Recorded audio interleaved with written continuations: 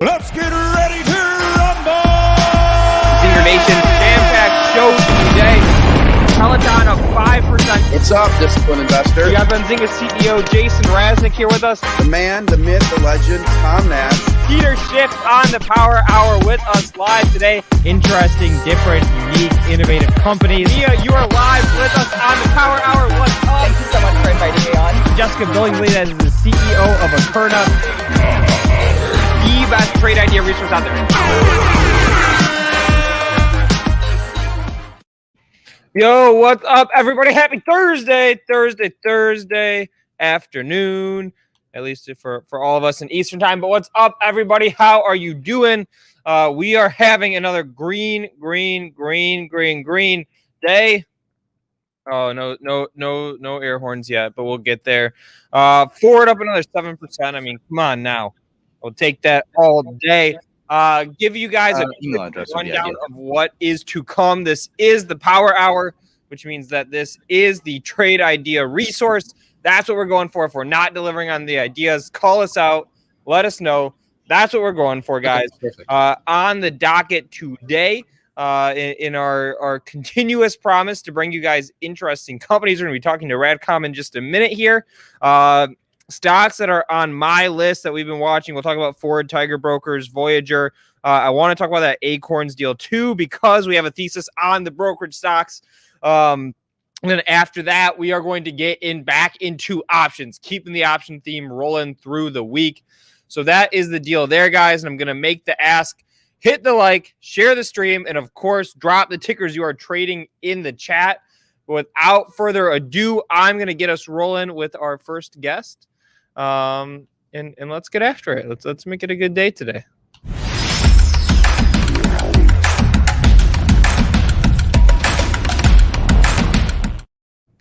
Hello, yo. Welcome to the Power Hour. Thank you. Good afternoon. How are you today? I'm doing well. It's, we got a nice, beautiful Thursday here in Detroit, Michigan. Where in the world are you coming to us from? I'm from Paramus, New Jersey. We have also similar day, a great day, a bit on the hot side. Perfect. And I'll say that whatever weather we get in Detroit, it seems like you get it a day later. So your tomorrow is looking good as well. Great. Excellent.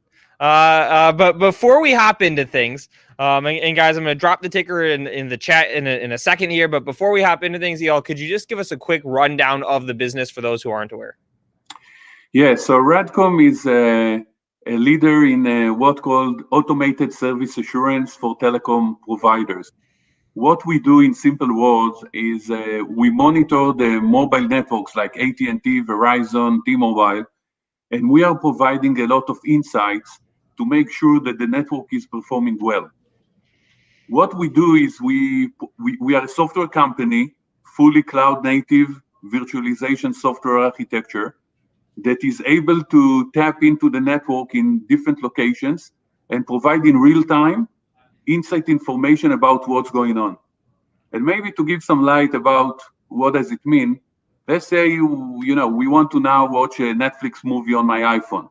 So in order for this to work, the first thing I need is to make sure I have the 5G connectivity or 4G connectivity.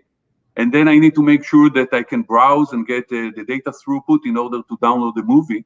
And when I go into the app and press the play button, I want the movie to start immediately with no delays and no buffers or low quality while I do it.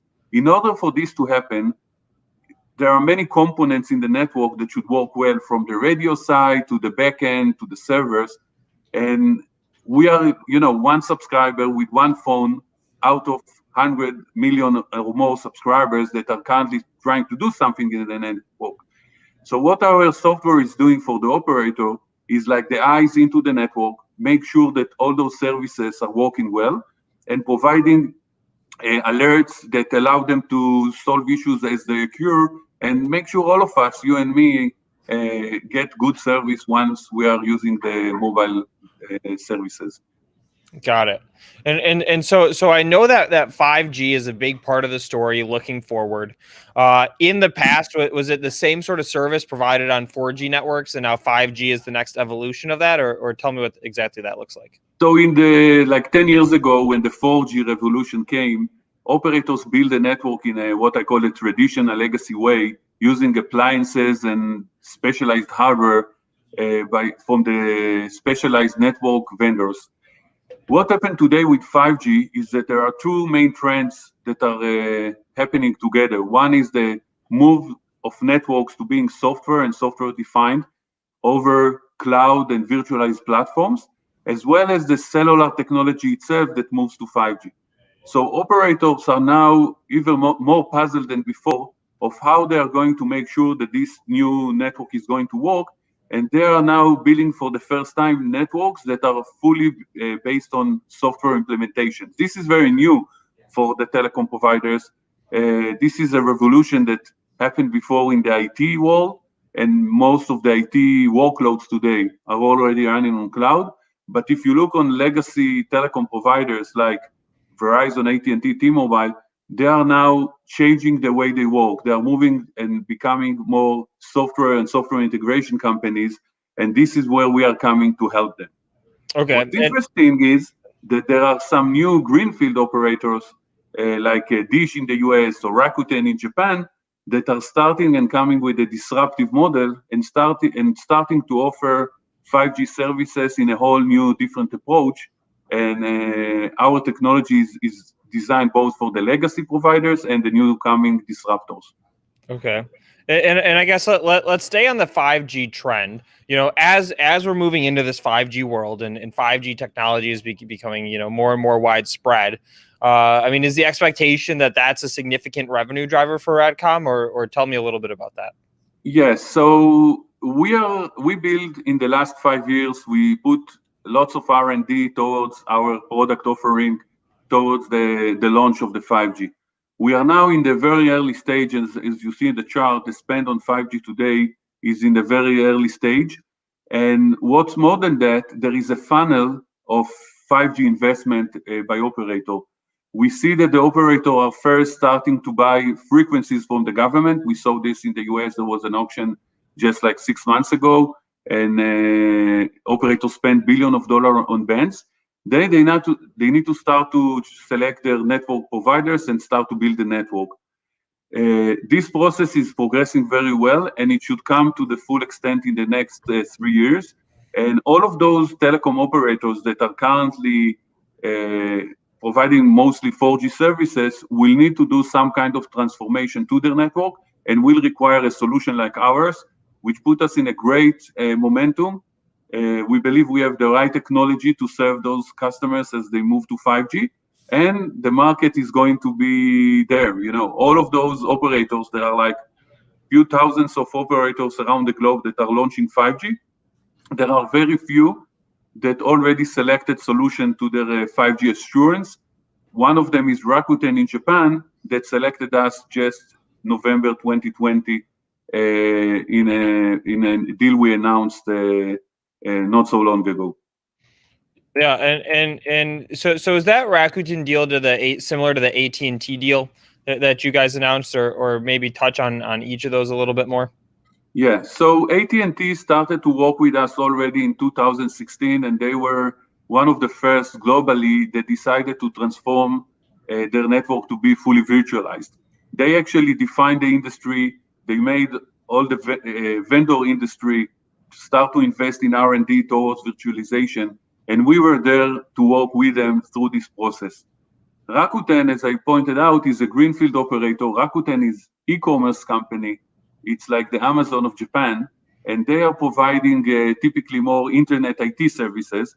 And in 2019, they decided to build from scratch a new telecom operator that is fully based on software. They were the first to go fully virtualized from the radio side to the core, and they decided to partner us first when they launched the 4G in 2020 and early 2020, and then expand into 5G, as they are one of the first in the world to launch the 5G application.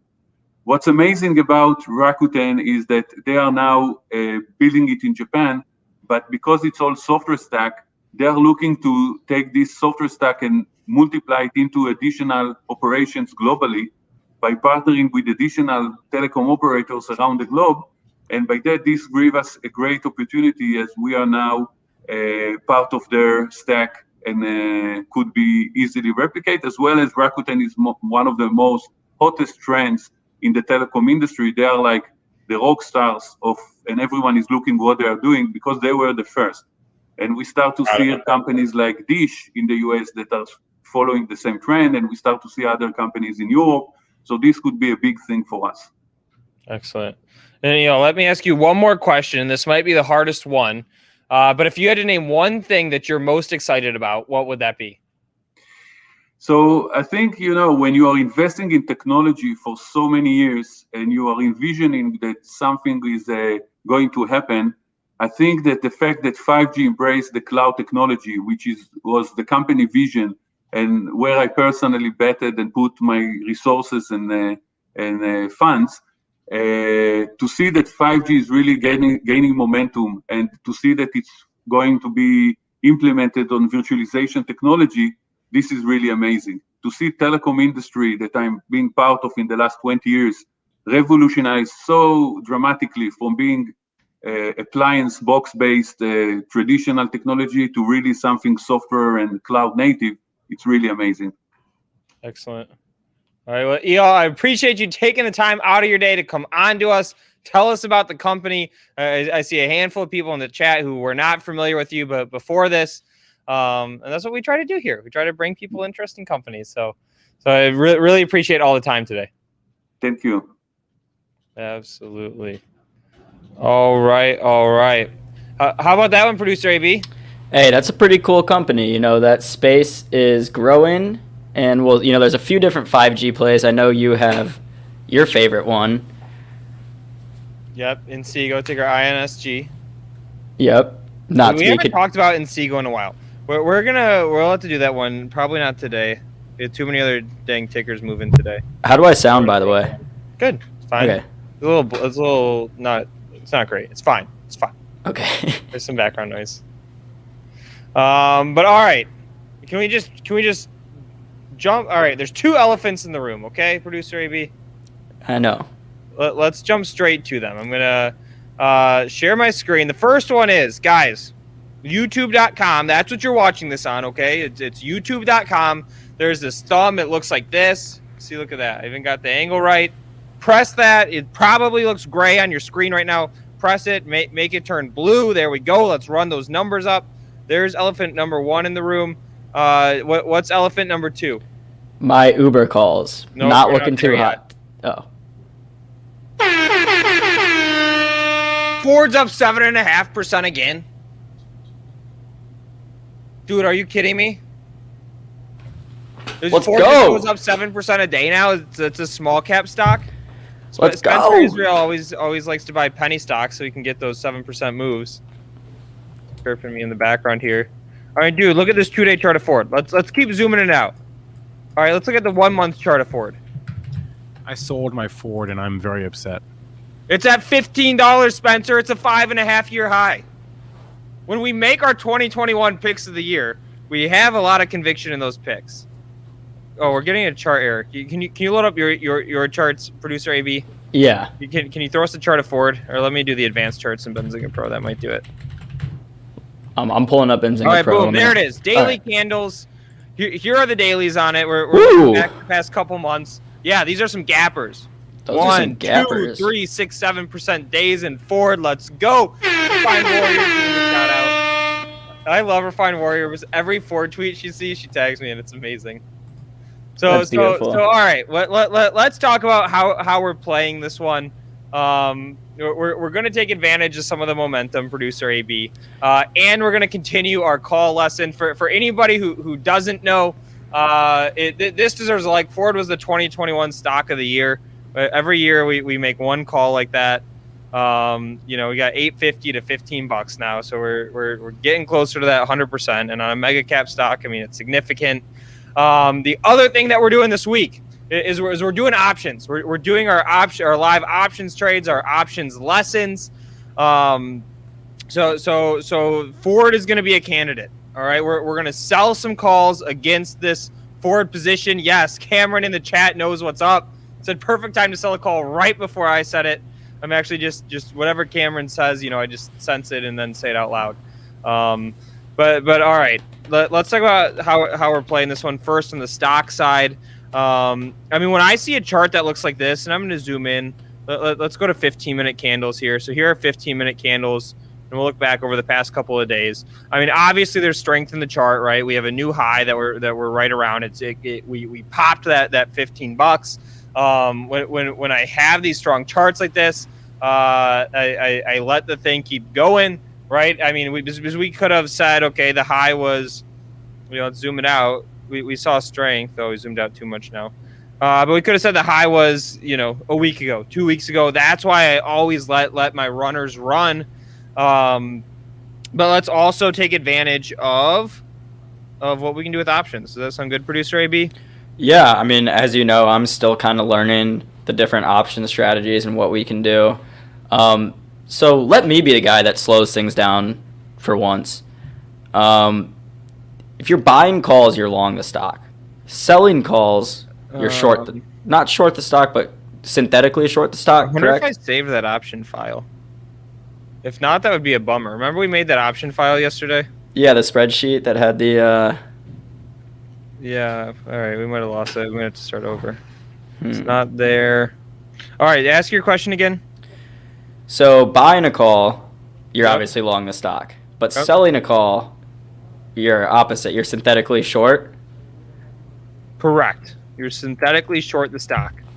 All right, we're gonna have to start with the new Excel sheet. So if you're selling calls on Ford, is that just because it's already a big position in your portfolio and you're kind of hedging your portfolio a little bit? Yeah, well, we're gonna walk through the thinking. So all right, we're cracking open the spreadsheet, producer AB. Let's get it up here on the screen, guys. If you are just joining us, we're talking about Ford, big winner that a lot of us have in our portfolios, and we're doing our option lesson at the same time. So we're gonna have the stock. Let's just lay that out there. Is Ford. Give me a current price on it. The current price of the stock. Current price of Ford is $14.94. All right, $14.94. And then we're going to be, let's call this selling calls. So we are going to need to identify. We're going to need our strike. We're going to need our date. We're going to need our cost of the option. And then we'll say scenario 1, and we'll do a scenario 2. All right. So now we have it set up. All right. So the stock's at $15. If we go back and we look at the Ford chart to identify a strike price that we want to sell calls at, it's going to be a little bit tough to do because we don't have a whole ton of history to go off of. I mean, we're talking about a 5-year high, right? It's not like there's a precedent where we can say, hey, the stock runs into trouble at this price level or anything along those lines. All right. Right, we're getting in kind of uncharted territory here, or at least recently. Yep. So let's pull up the option chain and let's just get a sense of what the pricing looks like on the option chain. Where's my ticker F? There it is. All righty. And guys, so today we're doing selling options. Yesterday we did buying calls and puts. We're going to check in on those in a minute too. All right, we can look 22 days out. We're going to get maybe some decent money for that. We're at 15. What if we look 8 days out? If we look out to next week. 15 and a half, maybe? 16? Yeah. I mean, these strikes aren't great. We're going way up. Okay. So, but the only downside to going way up is that you'll be collecting less of a premium. Correct. All right, we're gonna go up. So we're looking at next Friday. So we're looking at June. It's sort of tough when the stock has this much momentum. So maybe 2 weeks. I'm gonna take 2 weeks on it. Let's see where these prices are coming in. So from $15, 16 and a half would be exactly a 10% gain because 10% of 15 is $1.50. Add that to 15, you get 16 and a half. So the question is just you I'm going to do the 17s on June 11th, 2021. okay. So that's basically saying you're betting that Ford is not going to go up more than 12-13% before next Friday. Or no, this is not next Friday. June. So how much? Let's just get it what a quick percentage move on this is. So we're going to go that minus that divided by that. It's going to be about 14%. 14%. All right, and the cost of the option, or rather in this case, it's going to be what we're selling the option for. Because again, we're selling calls are going to be 20 cents. All right, so that's what we're doing. So let's talk through what's about to happen. We are about to sell calls against. We're not going to do the whole stock position, but we're going to sell calls against part of our stock position. This is we're talking 2 weeks out in Ford. At the $17 strike, okay? The stock is at $15 right now, 1.5. We're selling the calls at 17. So here's what's about to happen. We are about to get 20 cents per share for the calls that we're selling added to our account right away, okay? Each option contract represents 100 shares, so we take that 20 cents times 100, we get $20. All right? We're going to do that on 2 contracts because we're only going to do this for part of our Ford position. So we're going to get $40 added to our account right away. And guys out there in Zinger Nation, just real quick, do us a favor, smash that like, share this stream. You know, we're out here every day giving trade ideas. Most of the time, pretty good. Sometimes, There we go. you know, like my Uber call yesterday might not be great, but that doesn't mean you can't share the stream with your friends. You can throw it in the chat. You can dog us if we give a bad pick, but most of the time, like I said, not the case. There we go. So all right. So we just sold the 2 calls, right? That represents 200 shares. We got $40 credited to our account right away. So look at the order is filled. I'm now $40 richer. Okay. Whenever you're getting money like this, there's some risk that you're taking on. And here's what that risk is. We'll do scenario 1. So it's going to be Ford is going to be over 17 on June. We're going to just simplify a little bit on June 11th. Okay. So in the situation where Ford is over $17 on June 11th, because again, we picked the $17 strike, I have to sell 200 of my Ford shares for $17. And why am I happy to do that? The stock's at $15 right now. If I have to sell 200 shares, 14% higher within the next 2 weeks, and I'm getting paid $40 to take on that risk, great. I'll take it all day. That's why I love selling calls, especially around my core positions. So there's scenario 1, Ford over 17. I have to sell 200 shares. We did 2 contracts for $17. All right, so there's scenario 1. Okay, let's talk about scenario 2. Ford is under 17 on June 11th. Okay, what does that mean? I keep the, let's add into here, collect 40 for selling 2 contracts at 20 cents. Right, so this happens in both scenarios. I'm always collecting the $40. The other thing that's going to happen is that I keep the $40. All right, so let's walk through it again. We own shares of Ford. We sold the $17 strike calls against those shares of Ford. If Ford is over that $17 strike on June 11th, I have to sell 200 of my Ford shares for $17. If Ford is under $17 on June 11th, I just keep the $40 I got paid for selling the contracts, and I walk away with the money. Does that make sense, producer AB? So again, we're getting $40 today.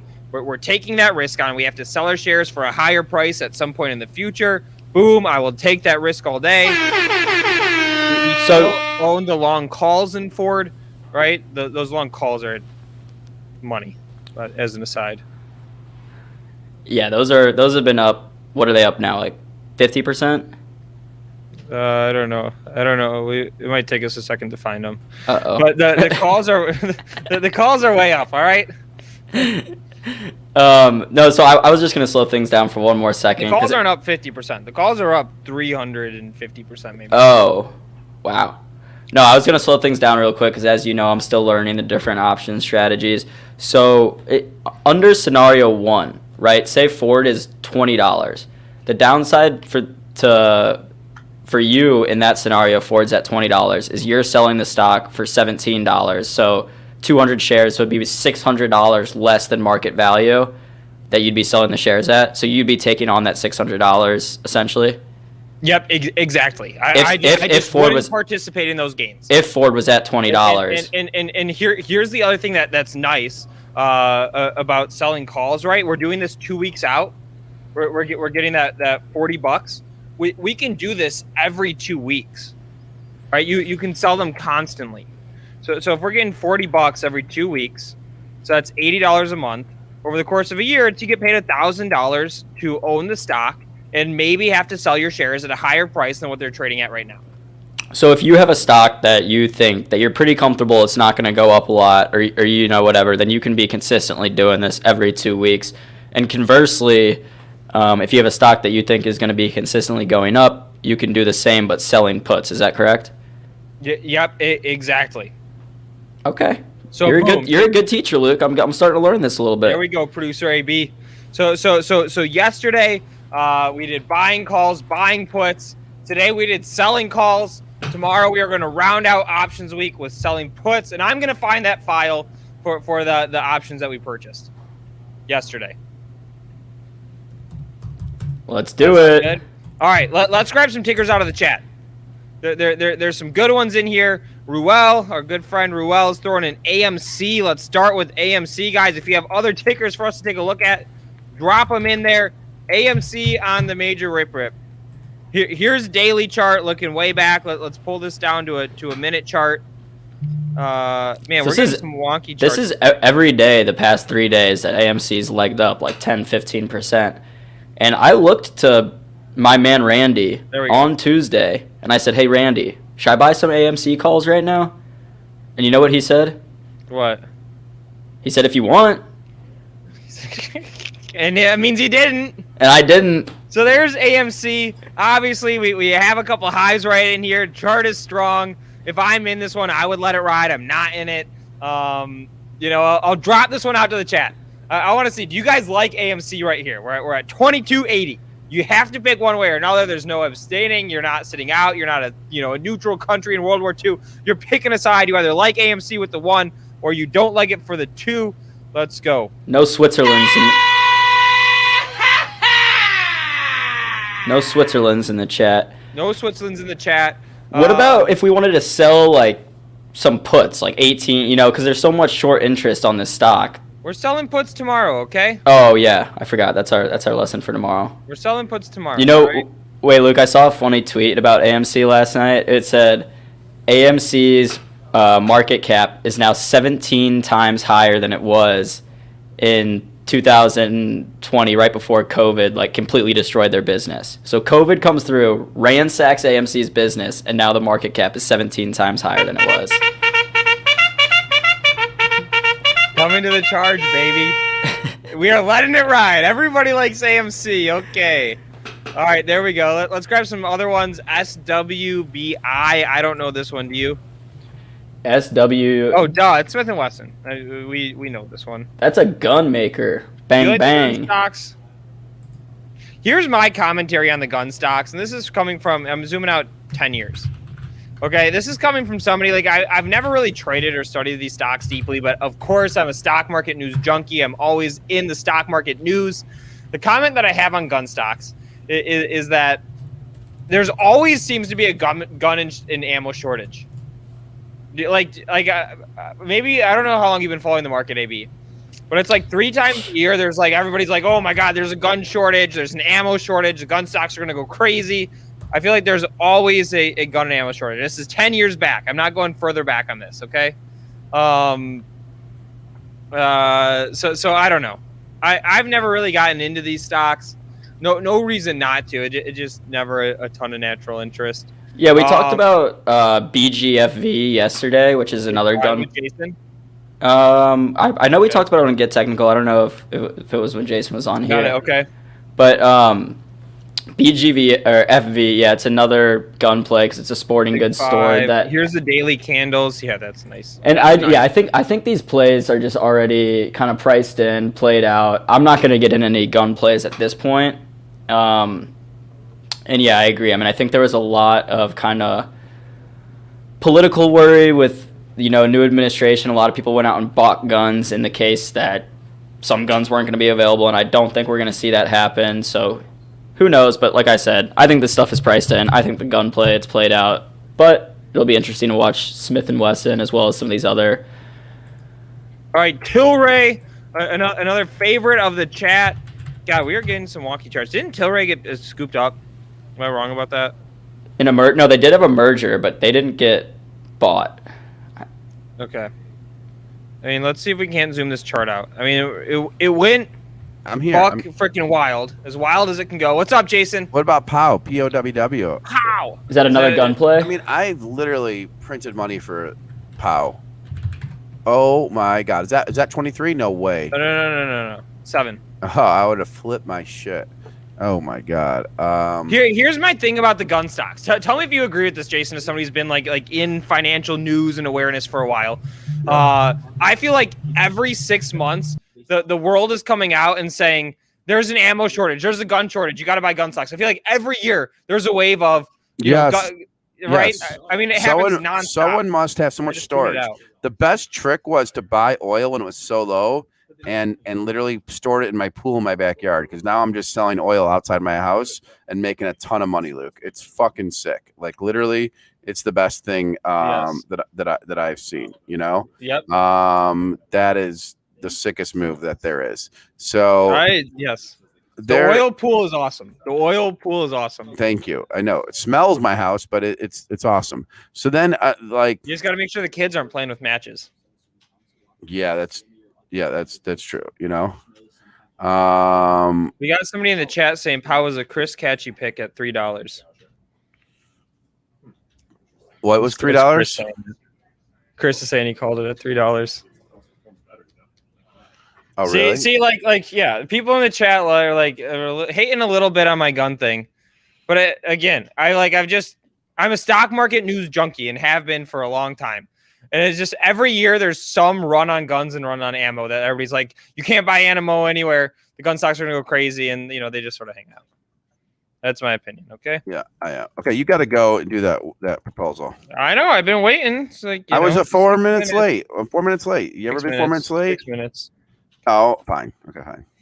All right. Have fun, guys. I'm going to get back to building. Happy trading. Jason, look at your forward position. It is running and gunning. Plus, we had Acorns. We've talked about our brokerage thesis. That's why we had the Tiger and the Voyager. Wait, what's Acorns? What? Don't we have that SPAC merger? Talk to me. I don't know what the freak you're talking about. You don't know what I'm talking about? No, I don't. Okay, all right. I was gonna send this to you, but I figured you're already on top of it. Acorns going public in a SPAC deal. Shut up. I didn't know. Is it the Bill Ackman one? No, it is. Let me get a ticker for you. If anybody in the chat knows the ticker, drop the ticker in there. Let's see. Pioneer Merger Core. Let's see if we can search this. No, look, you gotta go. Go do your thing with Patrick, okay? Okay. All right, there it is. Boom. But I mean, again, we own all the brokerage stocks because the space is hot. That's why you have the Schwabs, the Idea Groups, that's why you own the Benzinga ETF and the Zynga coin. What happened? What happened to Jonathan Mallard, or not Mallard? Jonathan Mallard's out too in Vegas, and then the Zynga coin that John G was going to create. He's not here. He's on. And Logan disappeared on me. I don't even know where that Logan guy went. Yeah, he's not here either. None of these guys are here. I don't know what happens. Like, sit in your seat. Why don't you? They just mosey on out. I ordered food for the office too. I got like $400 in food for the lunch, and they're all gone. So whatever. I mean, I was trying to see if I got food that made their life easier. They're not here, so I won't do food again, I guess. That's just life. That's just life in the fast lane. So, guys, what up? Like, we haven't had time to talk directly in a long time. We really haven't. And I finally got Luke off the show for a little bit. Got myself here, and I know I share accounts. I want to say Happy New Year. AQMS is moving today. I don't know if you guys have noticed that. Oh wait, someone in the chat just wrote about it. Nate Miller. AQMS. Why is AQMS up so much today? What is the reason? Why do you think AQMS is up so much? So I've owned that for a while. Why is AQMS up so much today? Right. Okay, so let's see what he says. And I'll find that out in a second. But yeah, Jason, show the port today, the portfolio. I will show the portfolio. That's fine. Absolutely. No problem. But AQMS, I'm trying to get the news desk to answer. And I don't have an answer for that. And it's nice to be able to sit here one-on-one with you guys to talk to you about life, liberty, and the pursuit of happiness. So Aaron Bree is in town talking to in our office.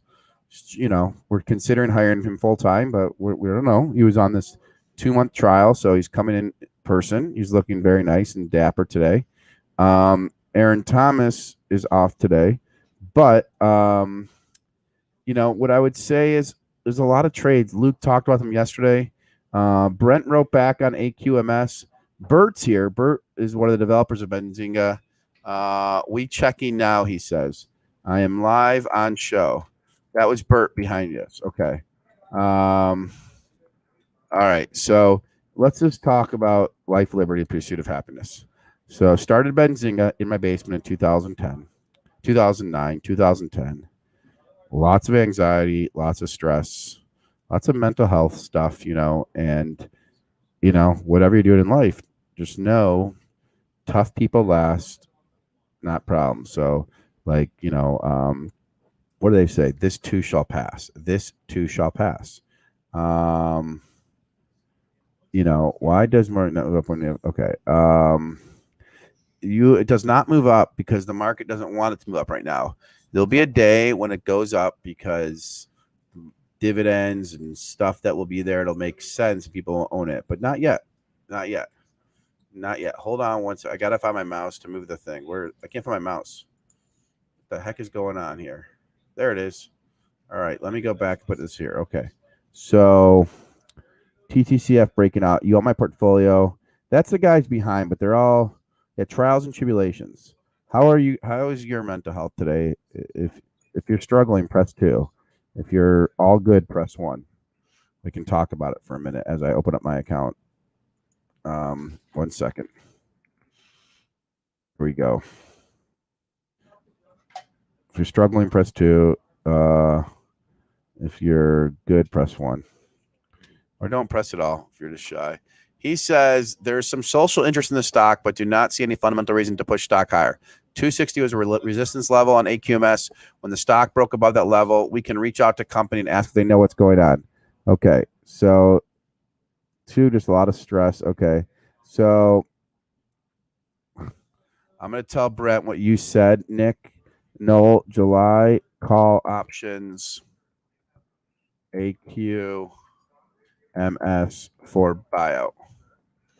One guy in chat on show says.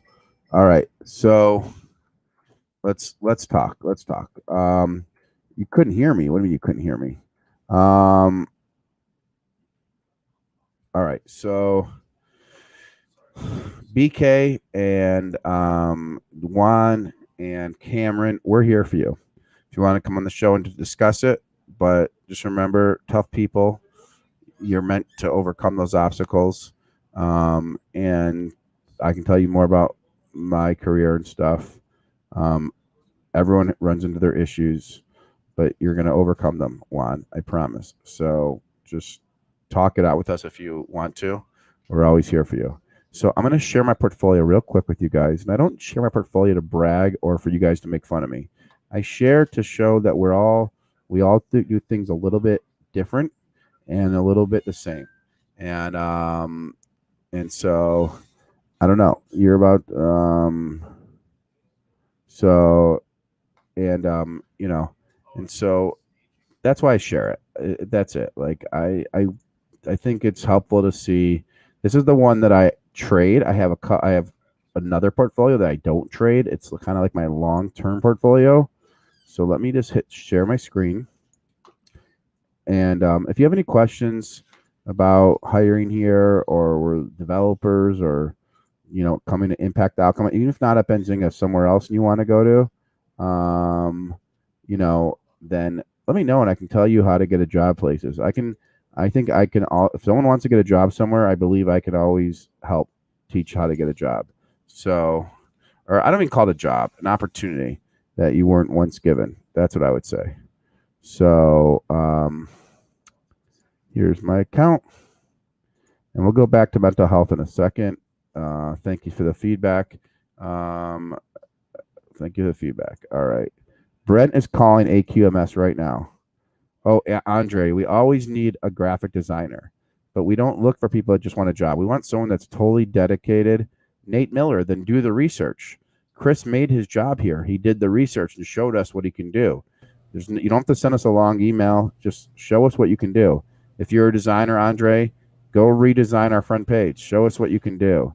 Bert David would hire you yesterday. What's AQMS? It's a metals play. It's up 20% in your, or 18% in your portfolio. Yeah, It's pretty good. it's up 18%. I'm gonna tell Brent to call him. Up 18%.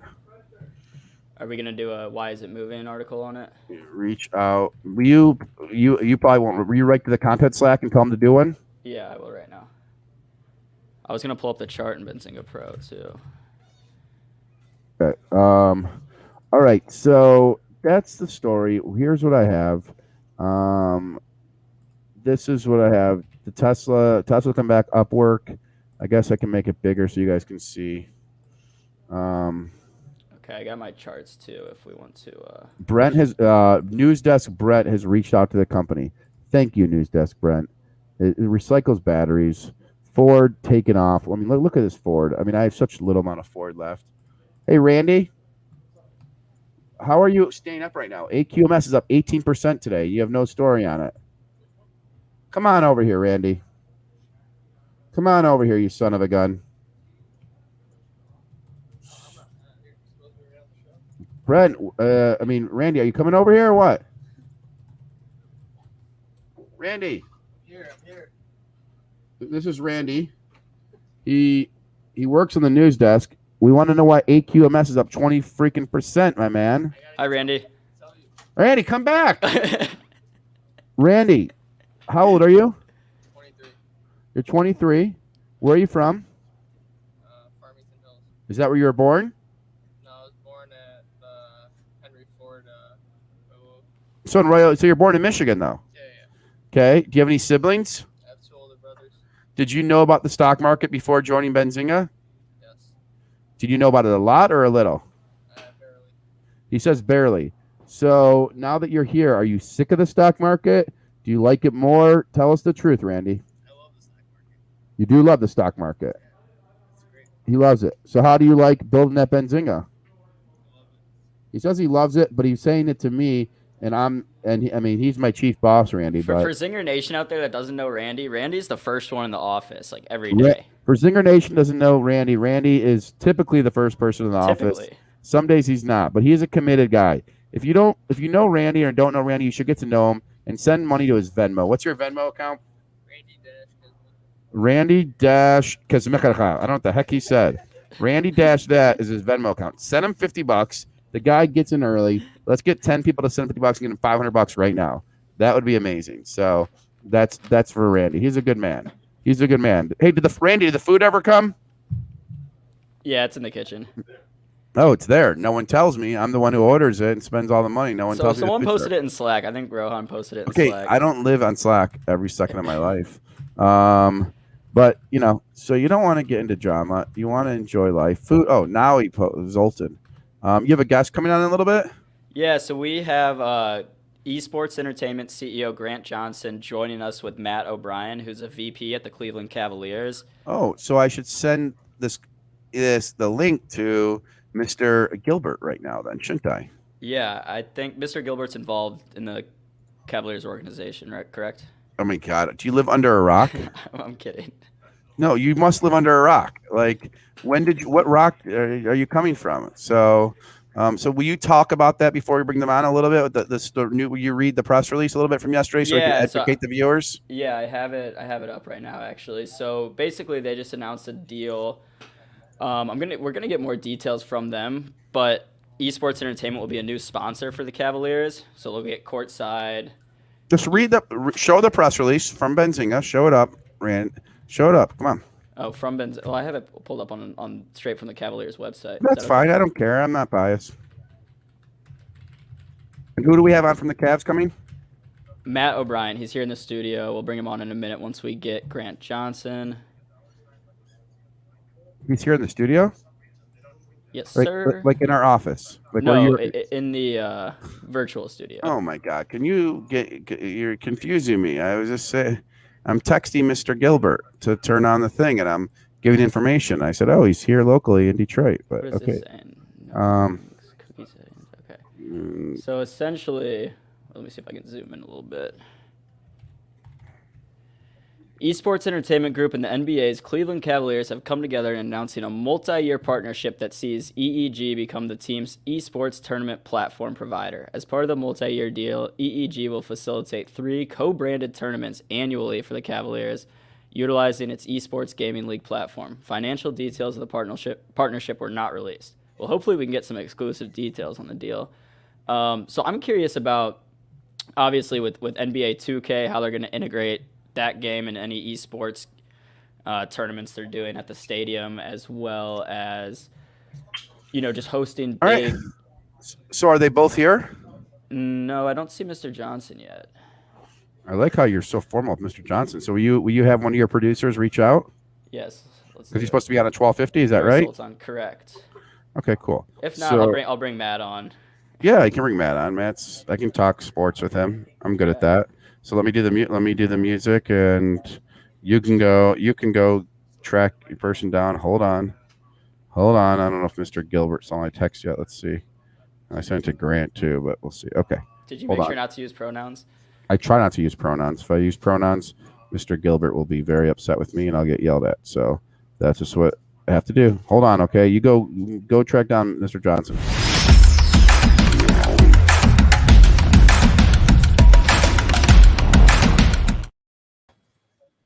All right, Matt, how you doing? I'm great. How are you? Good. How are you? Thank you for coming on. I know we're waiting for esports entertainment person, producer. Waiting for Grant. Is that Aaron's tracking him down. So that's what Aaron does. Oh, he just got it from his seat. Hopefully he's still tracking him down. But I take it you're in Cleveland. I am in Cleveland, working home office today. Typically, actually spend many days in the Rocket Mortgage Fieldhouse. But today, many, out of a home office. Yep, I was there this year for a game. Oh, they made a nice graphic of you guys. I see this for the preview of the show. It's a nice GMBL Cleveland Cavaliers graphic. But so we'll get to that. We'll get to the esports entertainment, the Cavs, in a second. But one thing I wanted to say, how this season, I know the record wasn't what you guys wanted, but how'd it go with COVID? I know you guys at the end had some. I was at a game with I took my flag football team to a game. But how what would you have to say? How has it been this year with COVID? Look, we're just we're thrilled to work our way through the season. Just can't thank the fan base enough for helping us follow the protocols and do what we can to get people in the venue, and in cooperation with the state and city officials and the league. There was a lot of additional layers, like many other businesses had to work through, but we're excited we did. And all in all, it was a really successful season. Yeah. And you could see things were getting back to normal. So, we'll see, next year it should be exciting. You get some draft picks and some trades. You got a young team. Should be exciting, right? Yep, for sure. for sure. We got a great young core, and Kobe and group are working hard on where to go next. And Yep. And that's we're excited. Off season brings brews optimism, and we're excited to see where it goes. And that's Colby Altman. Yeah. And so you guys, I know we're talking about this GMBL and esports entertainment. Before we do that, you are also in the e-gaming business too, right? We are not in the we're in esports. Yes, esports. I said e-gaming. I meant esports. We're in esports with the NBA 2K league for sure. Yeah. And how has that been so far? Look, we're off and running for this season. You think about everything we went through with the pandemic. The NBA 2K league played through, right? Digital league played through. We're super excited with the roster we have this year. We came out of the first opening tournament with a few bumps, but Ave Maria, one of our newest additions to the roster, was a little slow to get to the team coming in from Spain.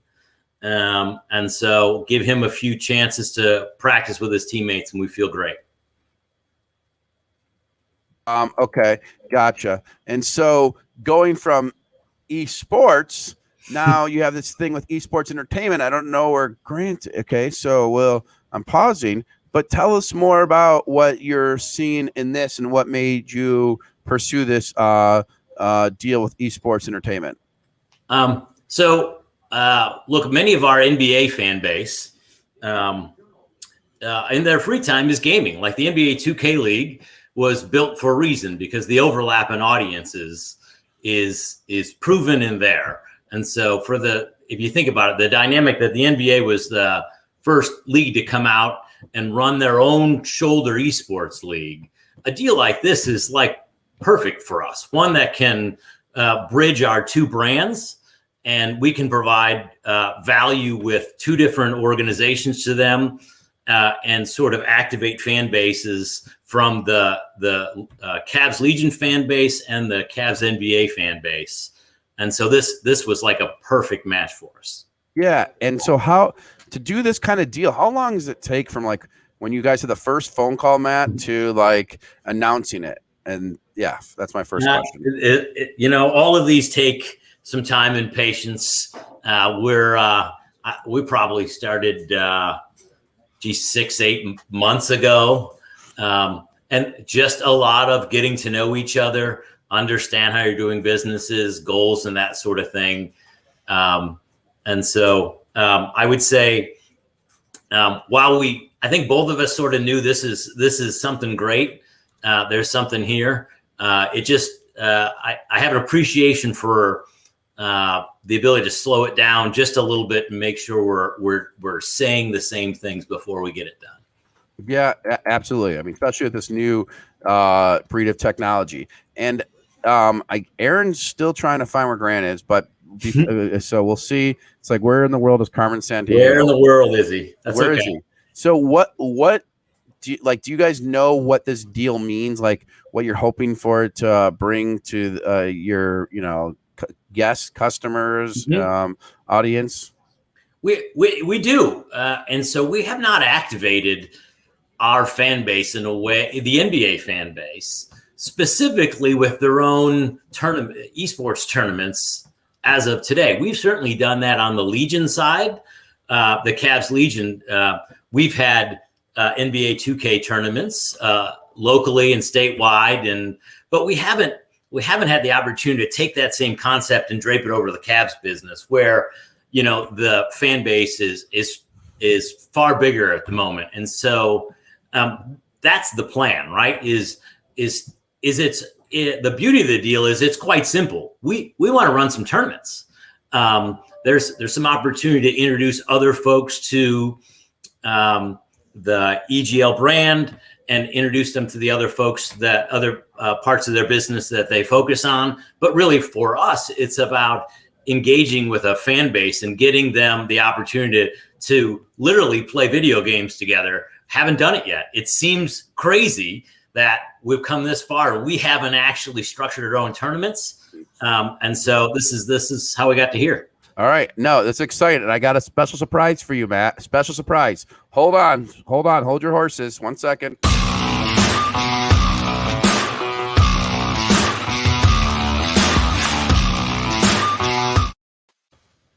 All right, Grant, what is going on over there, Grant? Where have you been? What happened? Well, there's always lots of things going on here. I'm sorry, fellas. My mistake. Matt, how are you? We were worried sick. We were worried sick about you, boss. So you heard Matt's response about, it's crazy that the Cavs guests can't play games together, and that's where GMBL or esports entertainment comes in. Can you tell us a little bit why you're excited to announce this big deal with the Cavs and what the future holds for that?